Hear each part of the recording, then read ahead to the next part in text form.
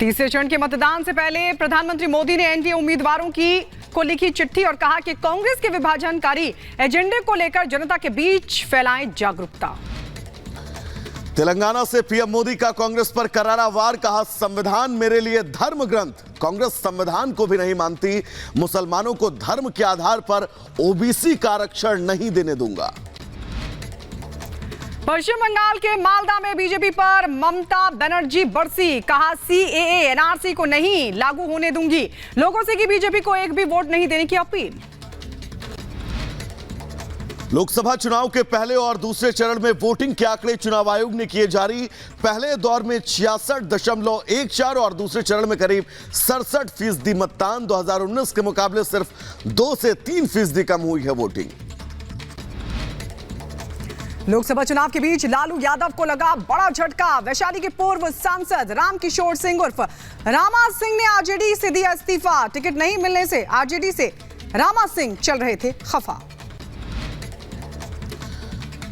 कांग्रेस अध्यक्ष मल्लिकार्जुन खड़गे ने भगवान राम और शिव पर दिया विवादित बयान।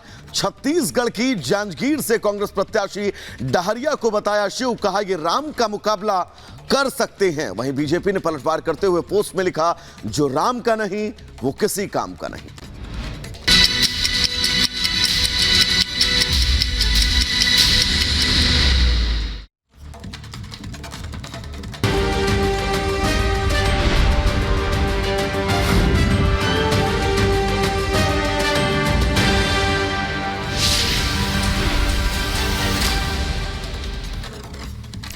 और अब वक्त चुनावी चौपाल का है। आपको बता दें, लोकसभा चुनाव में रिपब्लिक भारत की जो टीम है वो लगातार हर जगह पर जारी और आज उस सीट पर भी पहुंची। चुनाव सिर्फ बीजेपी का गढ़ रही है, बल्कि 35 सालों से बीजेपी इस लोकसभा सीट पर काबिज है। तो चलिए चलते हैं और जानते हैं कि वहां पर लोग क्या कह रहे हैं। क्या है भिंड में इस बार भगवा लहराने का प्लान या फिर हाथ देगा झटका?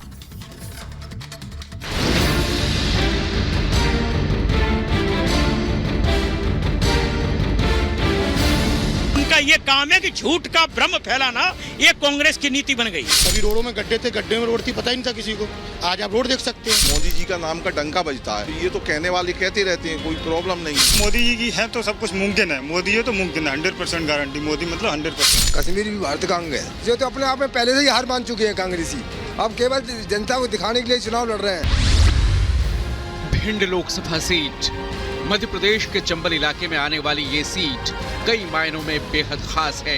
चाहे बात प्राकृतिक सुंदरता की हो या फिर प्राचीन मंदिरों की हो, लेकिन फिलहाल माहौल सियासी है और वजह है 24 का चुनाव। तो भिंड से चुनावी चर्चा लेकर हम हाजिर हैं। रिपब्लिक भारत की टीम भिंड पहुंची हुई है और यहाँ के सियासी हालात क्या है, सियासी हवा किस ओर बह रही है, वो जानने की हम कोशिश करेंगे। चूंकि 35 सालों से बीजेपी का यहाँ दबदबा रहा है, कब्जा रहा है, लेकिन यहाँ अगर राहुल गांधी और कांग्रेस पार्टी की बात करें तो वो भी लगातार दाव ठोकते हुए अपने नजर आ रहे हैं और दावा किया जा रहा है कि इस बार भिंड की जनता जो है वो परिवर्तन की मांग कर रही है। लेकिन यहाँ बहुत सारे लोग हैं, उनसे हम चुनावी चर्चा करेंगे, जानने की कोशिश करेंगे कि क्या एक बार फिर से वो बीजेपी को मौका दे रहे हैं या फिर वो इस बार परिवर्तन चाहते हैं। सर, क्या लग रहा है, क्या स्थिति है? क्या कुछ विकास कार्य हुए हैं या फिर परिवर्तन? बहुत सारे विकास कार्य हुए हैं। जन कल्याण योजनाएं चल रही हैं। पीएम आवास योजना, उज्ज्वला योजना हो, आयुष्मान भारत योजना हो, नल जल योजना हो, ऐसी तमाम योजनाएं चल रही हैं जो गरीब कल्याण योजनाओं के लेकर गरीबों का कल्याण कर रही हैं। इसलिए मुझे तो लगता है भारतीय जनता पार्टी पिछली बार 2 लाख से जीती थी, इस बार लगभग 5 लाख से चुनाव जीतेगी।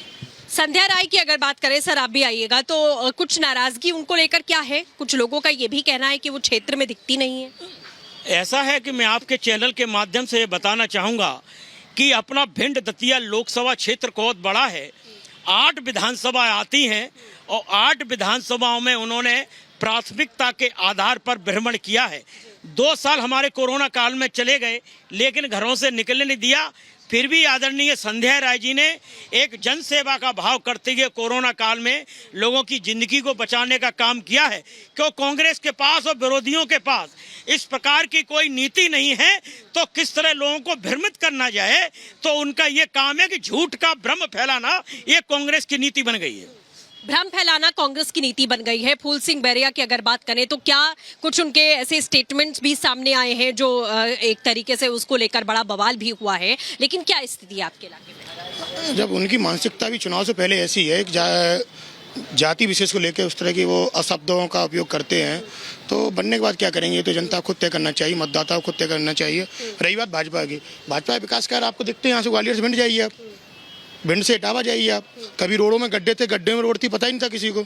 आज आप रोड देख सकते हैं, आप जिला चिकित्सालय की व्यवस्थाएं देख सकते हैं, आज आप आवास योजना देख सकते हैं, उज्ज्वला योजना देख सकते हैं, किसान सम्मान निधि देख सकते हैं, अनेक योजनाएं।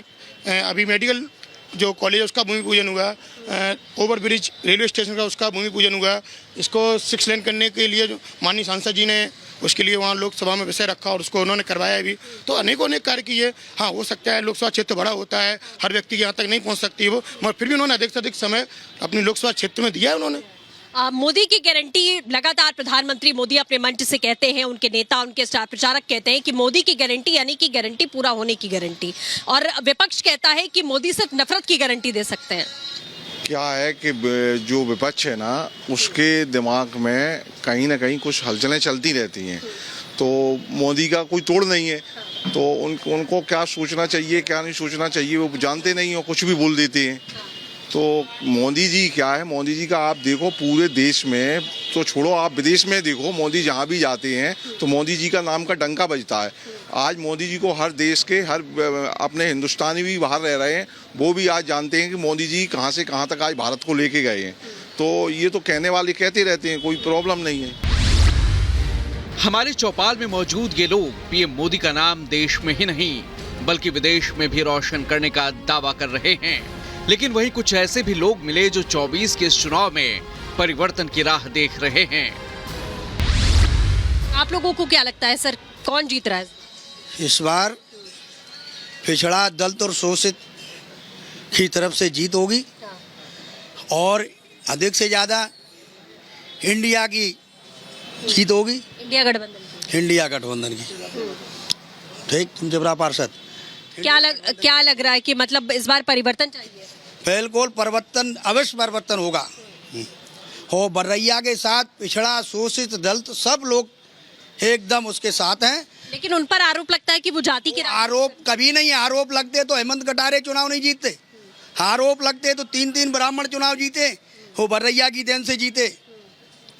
हो बर्रैया का वोट है, हो बर्रैया बहुत बड़ा नेता है अनुसूचित जाति और दलित और शोषित लोगों में। सर क्या लग रहा है? देखो, संध्या राय जी ने तो पर्टिकुलर कुछ नहीं किया क्षेत्र के लिए, ये बात तो फैक्ट है। लेकिन क्या है कि मोदी जी की गारंटी पे सबको यकीन है, इसलिए चुनाव तो वो जीतेंगी। बर्रैया चुनाव हारेंगे बहुत बुरी तरह से, कम 3 से 4 लाख वोटों से चुनाव। मतलब बेसिकली प्रत्याशी पर भरोसा नहीं है, लेकिन मोदी, हाँ, प्रत्याशी पे कोई भरोसा नहीं। प्रत्याशी ने क्षेत्र में कुछ काम ही नहीं किया, कहीं आएगा ही नहीं, कि कोई मतलब ऐसा उन्होंने इम्पैक्ट नहीं डाला है जनता के बीच में कि जो संध्या राय जी को वोट दिया जाए। लेकिन हाँ, अब मोदी को जिताना है तो संध्या राय जी को जिताना होगा। मोदी गारंटी पे सबको